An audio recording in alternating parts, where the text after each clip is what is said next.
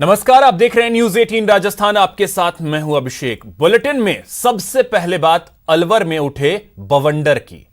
अलवर में आज उस समय लोग सकते में आ गए जब उन्होंने जमीन से आसमान तक उठ रहे एक बवंडर को देखा।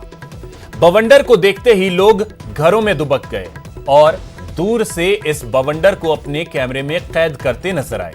काफी देर तक यह बवंडर ऐसे ही नजर आता रहा और अपने रास्ते में आने वाली चीजों को उड़ाता रहा।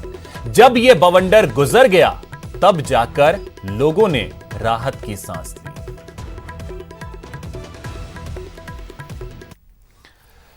चलिए बात न्यूज 18 प्राइम की बड़ी खबरों की करते हैं। बुलेटिन में बात करेंगे पैंगोंग पर चीन के पैंतरे की, वहीं बात करेंगे ट्रस्ट की जांच की जिस पर कांग्रेस आग बबूला हो रही है। वहीं बात करेंगे फीस पर फसाद की, जहां अभिभावकों के बाद अब टीचर्स ने मोर्चा खोल दिया है। लेकिन फटाफट अंदाज में देखते हैं प्राइम 25। प्रधानमंत्री नरेंद्र मोदी की अध्यक्षता में आज कैबिनेट की बैठक हुई, जिसके बाद केंद्रीय मंत्री प्रकाश जावड़ेकर ने कहा कि गरीब कल्याण अन्न योजना की अवधि नवंबर तक बढ़ा दी गई है। इसके तहत 81 करोड़ लोगों को 203 लाख टन अनाज दिया जाएगा। इसके अलावा शहरी गरीबों और कामगारों के लिए सस्ते घर किराए पर मुहैया कराए जाएंगे। इससे करीब 3.5 लाख लोगों को फायदा होगा। कैबिनेट के फैसले के तहत उज्ज्वला योजना के तहत मिलने वाले 3 सिलेंडरों की अवधि बढ़ा दी गई है, जो जून से बढ़ाकर अब सितंबर तक कर दी गई है। इसमें 13,500 करोड़ रुपए का खर्च आएगा। इसका फायदा 4 करोड़ गरीब महिलाओं को मिलेगा। कैबिनेट ने ईपीएफ शेयरिंग 24% यानी 12% कर्मचारी का और 12% संस्थान का, इसको बढ़ाने की मंजूरी दे दी है। सरकार ने ईपीएफ शेयरिंग 24% अब जून से अगस्त तक बढ़ाने की मंजूरी दी है। इससे 72 लाख से ज्यादा कर्मचारियों को फायदा होगा। गृह मंत्री अमित शाह ने कैबिनेट की बैठक में हुए फैसलों की तारीफ की और गरीबों को राशन देने वाली प्रधानमंत्री गरीब कल्याण अन्न योजना के नवंबर तक विस्तार के फैसले को मंजूरी देने के लिए पीएम का आभार जताया।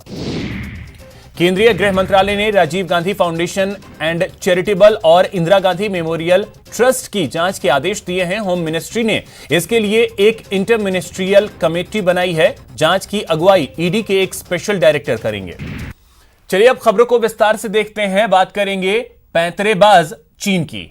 चीन ने गलवान इलाके से तो अपने सैनिक पीछे हटा लिए, लेकिन उसने अब भी फिंगर इलाके से पक्के निर्माण को खत्म नहीं किया है। विवाद वाले जगहों पर डिसएंगेजमेंट की सहमति देने के बावजूद चीन निर्माण नहीं हटा रहा है, जो चीन की नीयत पर शक पैदा करता है।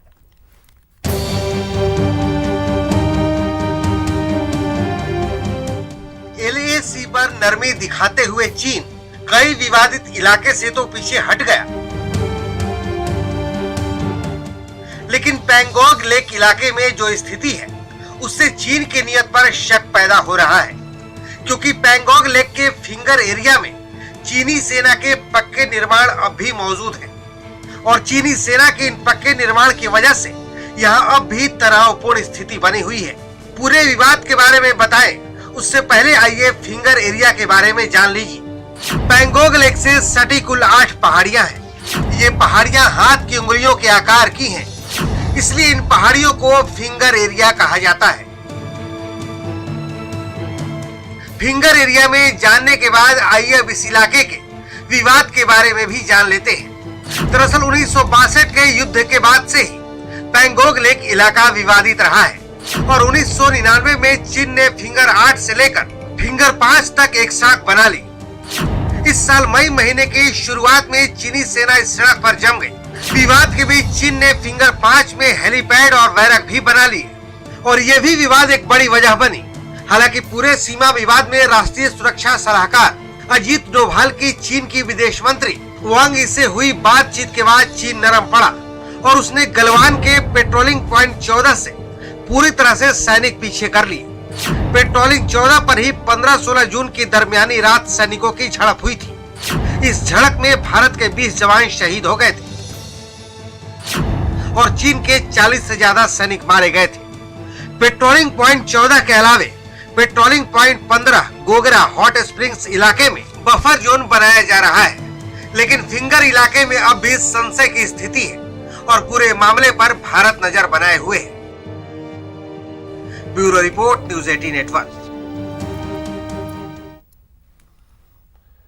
राजीव गांधी फाउंडेशन की जांच को लेकर केंद्र सरकार पर राहुल गांधी ने हमला बोला है और पीएम मोदी पर निशाना साधते हुए ट्वीट किया है। राहुल गांधी ने लिखा है कि मिस्टर मोदी को लगता है कि हर किसी को खरीदा जा सकता है या डराया जा सकता है। वे कभी नहीं समझेंगे कि जो लोग सच के लिए लड़ते हैं वो बिकाऊ नहीं हैं और डराए नहीं जा सकते।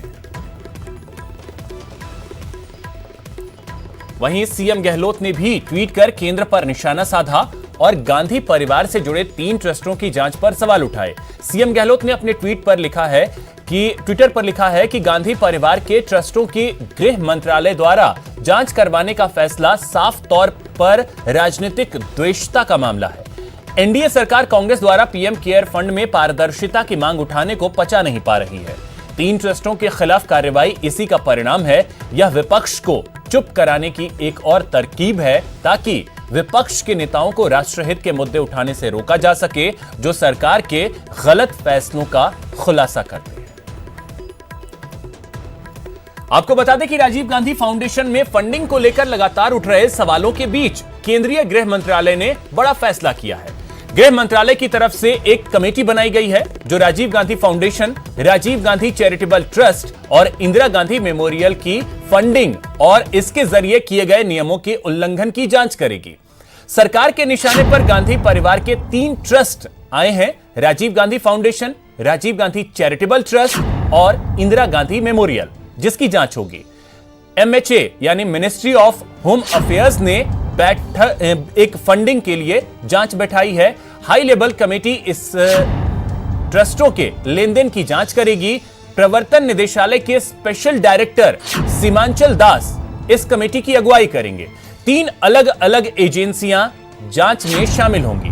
जांच में सीबीआई, ईडी और आयकर विभाग की टीमें शामिल होंगी। ट्रस्ट पर नियमों का उल्लंघन करने का आरोप लगा है। Prevention of money laundering act और इनकम टैक्स के नियमों की अनदेखी करने का आरोप इन तीनों पर है, इन 3 ट्रस्ट पर। केंद्रीय मंत्री प्रकाश जावड़ेकर ने बुधवार को आत्मनिर्भर पैकेज की घोषणा की। इससे पहले प्रधानमंत्री नरेंद्र मोदी की अध्यक्षता में बुधवार को कैबिनेट की बैठक हुई।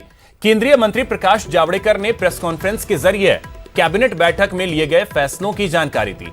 इस दौरान उनके साथ केंद्रीय कृषि मंत्री नरेंद्र सिंह तोमर भी मौजूद रहे और उन्होंने कृषि और किसानों के फायदे के लिए गए फैसले के बारे में जानकारी दी। तो देखिए क्या अहम फैसले लिए गए हैं। 5 महीने यानी नवंबर तक मुफ्त में अनाज दिया जाएगा। प्रवासी मजदूरों को किराए पर घर देने की व्यवस्था की जाएगी। जनरल इंश्योरेंस कंपनियों में 12,750 करोड़ के निवेश किए जाएंगे। 72 लाख कर्मचारियों का पीएफ सरकार जमा करवाएगी।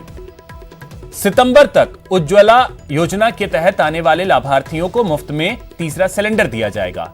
नया इंफ्रास्ट्रक्चर के लिए कृषि क्षेत्र में 1 लाख करोड़ का इन्वेस्टमेंट किया जाएगा। तो ये अहम फैसले मोदी कैबिनेट ने लिए हैं। तो कैबिनेट के फैसले में पीएम मोदी की तरफ से किए गए ऐलान को अमली जामा पहनाया गया। इसके अलावा कृषि क्षेत्र को 1 लाख करोड़ रुपए देकर नया इंफ्रास्ट्रक्चर खड़ा करने के लिए दिए गए हैं। इसमें कृषि लोन भी शामिल किए गए हैं। 81 करोड़ में मूलतः जिनकी जरूरत है वो सभी लोग आते हैं और उन सबको भारत सरकार प्रधानमंत्री गरीब कल्याण अन्न योजना के तहत ये 8 महीने के लिए मुफ्त राशन दे रही है। तो लगभग 20% फसल अधोसंरचना की अनुपलब्धता के कारण बर्बाद हो जाती है। यह 1 लाख करोड़ का पैकेज इस बर्बादी से किसान को बचाएगा, किसान को अपने उत्पादन का उचित मूल्य मिल पाए यह सुनिश्चित करेगा। चलिए अब बात करते हैं शिक्षकों के हल्ला बोल की। फीस स्थगन को लेकर एक ओर जहां अभिभावक खुश हैं तो दूसरी ओर आज प्राइवेट स्कूलों ने मोर्चा खोल दिया। जयपुर के स्टैच्यू सर्किल पर कई प्राइवेट स्कूल के टीचर्स ने विरोध प्रदर्शन किया और फीस स्थगित करने के फैसले को वापस लेने की मांग की। प्रदर्शन कर रहे शिक्षकों से बात की हमारे संवाददाता महेश दाधीच ने। राज्य सरकार ने प्राइवेट स्कूलों की फीस वसूली पर आगामी आदेशों तक रोक लगाई। इसके बाद में प्राइवेट स्कूल संचालक और शिक्षकों में नाराजगी बनी हुई है। आज यहां पर प्राइवेट स्कूलों के शिक्षक बड़ी तादाद में पहुंचे, स्टैच्यू सर्किल पे प्रदर्शन कर रहे हैं, जहां पर दूसरी तस्वीर जो है उस पर पुलिसकर्मी उनसे समझाइश करते हुए नजर आ रहे हैं। बड़ी तादाद में आज जो प्राइवेट स्कूलों के शिक्षक हैं और महिला शिक्षक हैं वो यहाँ पर पहुंचे हुए हैं और इनकी मांग यही है कि स्कूलों को अगर फीस नहीं मिल पाएगी तो आगे स्कूल कैसे चल पाएगी और उनकी सैलरी कैसे मिल पाएगी। इसी तरह की कुछ तख्तियां उन्होंने अपने हाथ में ले रखी है, पेरेंट्स पे योर बिल्स। सरकार भी हमारे बारे में सोचे। इस तरह की जो तख्तियां हैं उस पर अपनी मांगे लेकर के ये यहाँ पर प्रदर्शन कर रहे हैं। मैं आपसे एक एक से बात करूंगा, आप मुझसे बताएं कि किस तरह की मांग है। हम चाहते हैं जिसको जिन पेरेंट्स को मतलब उनको ऐसे बच्चे दिया IAS IPS ऑफिसर्स, आज ये पुलिस ऑफिसर्स, खुद एजुकेशन मिनिस्ट्री है एक टीचर की बदौलत, और आज सब टीचर कटोरा लेके यहाँ सड़क पे खड़े हैं। हम चाहते हैं कोरोना क्राइसिस नहीं मांगे, टीचर कटोरा मांगे। आपको तो टीचरों का साथ देना चाहिए, आप भी हमारी वजह से ही बने हो। सर हम नहीं चाहते। क्या किसी गवर्नमेंट टीचर की सैलरी रुकी है?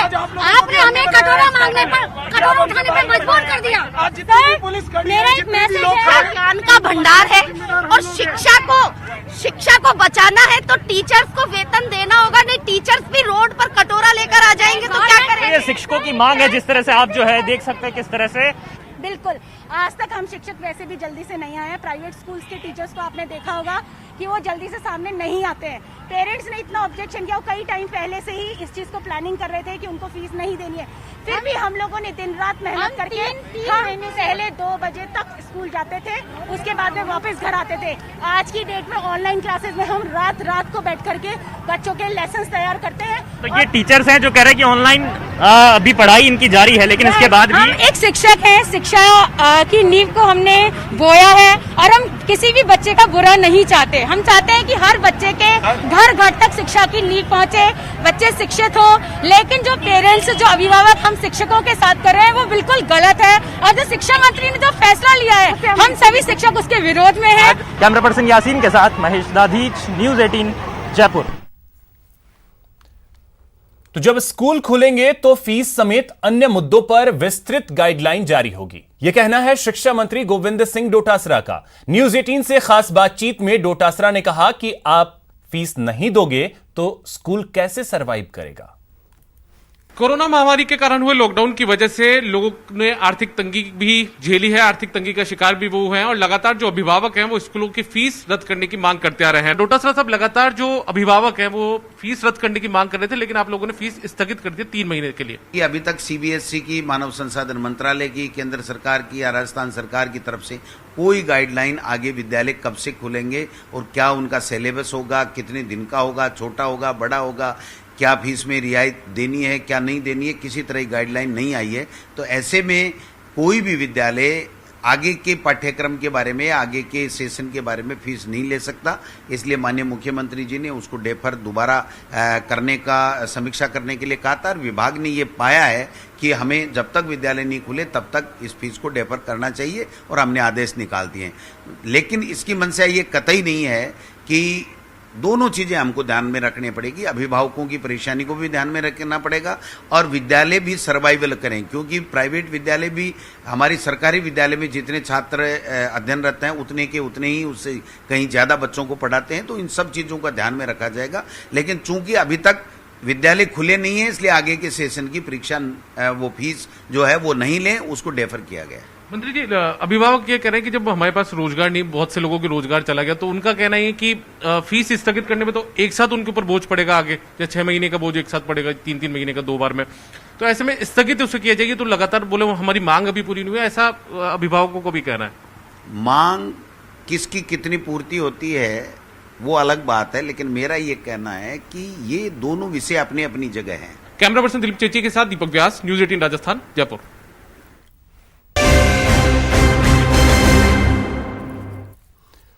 ब्रेक के बाद आपका स्वागत है। अब बात राजस्थान बोर्ड के 12वीं विज्ञान के रिजल्ट की, जिसका शिक्षा मंत्री गोविंद सिंह डोटासरा ने ऐलान किया।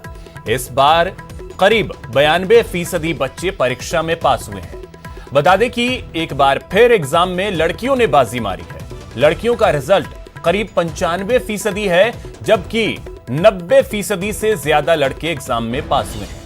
रिजल्ट की घोषणा के बाद शिक्षा मंत्री गोविंद सिंह डोटासरा की न्यूज 18 से खास बातचीत हुई और उत्तीर्ण छात्रों को उन्होंने बधाई दी। साथ ही डोटासरा ने लड़कों को लड़कियों से सीखने की भी बात कही। डोटासरा ने पाठ्यक्रम को छोटा करने के लिए समिति बनाने की भी बात कही है। तो शिक्षा मंत्री गोविंद सिंह डोटासरा से बात की हमारे संवाददाता अभिजीत दवे ने। माध्यमिक शिक्षा बोर्ड ने आज 12वीं विज्ञान वर्ग का नतीजा जारी कर दिया है और ये नतीजा जो है एक बार फिर लड़कियों के लिए, प्रदेश की बेटियों के लिए एक बहुत सुनहरा मौका लेके आया, जहां पर 4% ज्यादा परिणाम पर जो है वो लड़कियों का रहा है। हमारे साथ बातचीत के लिए शिक्षा मंत्री गोविंद सिंह डोटासरा साहब मौजूद हैं। डोटासरा जी, एक बार फिर प्रदेश की बेटियों ने परचम लहराया है, किस तरह के परिणाम को देखते हैं इस कोरोना काल के बीच? देखिए, हमारी बेटियां हमेशा अव्वल रहती है और आज फिर उन्होंने ये साबित किया है कि हम मेहनती हैं और अनुशासित भी हैं। तो मैं समझता हूं हमारे बेटों को भी इनसे सीख लेनी चाहिए और कंपटीशन का जमाना है, जो कंपटीशन में टिक पाएगा वो ही आगे चल पाएगा। तो बेटों के लिए भी मैं ये कहना चाहता हूं कि उनको चैलेंज स्वीकार करना चाहिए और भविष्य में उनसे आगे निकलने के लिए मेहनत करनी चाहिए। लेकिन उन बेटियों को सैल्यूट करता हूं कि उन्होंने मेहनत की और राजस्थान में जिस प्रकार से उन्होंने टॉप किया, मैं समझता हूं ये हमारे सबके लिए गर्व की बात है। सरकारी स्कूलों में पिछली बार भी अच्छा परिणाम दिया था, इस बार भी अच्छा परिणाम दिया है। तो जो क्वालिटी एजुकेशन हमारी सरकार मुख्यमंत्री जी के नेतृत्व में दे रही है वो हमारे सबके लिए संबल देने वाली है। तो निश्चित रूप से हम और ज्यादा इससे प्रेरणा लेकर के और ज्यादा मेहनत कराएंगे और सरकारी स्कूलों में आगे आने वाले भविष्य में और अच्छे परिणाम हो, क्वालिटी की एजुकेशन दी जाए, इस बात का पूरा सरकार प्रयास करेंगे। एक आखिरी सवाल ये है कि पिछले 3 साल से परंपरा बंद हो गई मेरिट लिस्ट डिक्लेयर करने की परिणाम के साथ में, तो बच्चे जो उत्सुकता रहती है कि रिजल्ट के साथ जो है उनकी मेरिट भी निकल के आए, क्या पुनर्विचार की संभावना आपको लगती है? जो पद्धति अपनाई गई है वो उचित है? देखिए, जो आज की तारीख में जो व्यवस्था है उसके ऊपर अभी पुनर्विचार का इस तरह का कोई प्रस्ताव न बोर्ड के पास है न हमारे पास में है और कुछ सोच समझ करके किया होगा और निश्चित रूप से आज की तारीख में इस तरह का कोई पुनर्विचार का प्रस्ताव नहीं है। सीबीएसई ने जो 30% सिलेबस कम किया है, आपने कहा कि आज ही आपने आदेश जारी कर दिए हैं कक्षा 1 से 8 की और 9 से 12 तक की समीक्षा के लिए, क्या आपको लग रहा है किस तरह का रिलैक्सेशन पॉसिबल है? वो बोर्ड और RSCRT को करना है कि कितने दिन हमें इस कोर्स को पढ़ाने के लिए चाहिए, कितने दिन हमको अवेलेबल होते हैं, उसके आधार पर निर्णय होगा। अगर 1 अगस्त से हम खोल पाएंगे तो कितना होगा, अगर इसको और आगे अगर चला गया तो उस पर डिपेंड करेगा। लेकिन ये जो समिति है शिक्षाविदों की वो लोग तय करेंगे और जो दोनों एजेंसियां जो तय करके भेजेंगी सरकार उसके ऊपर निर्णय लेगी। अशोक बंजारा के साथ अभिजीत दवे, न्यूज 18 अजमेर। तो इसी के साथ इस बुलेटिन में इतना ही। नमस्कार।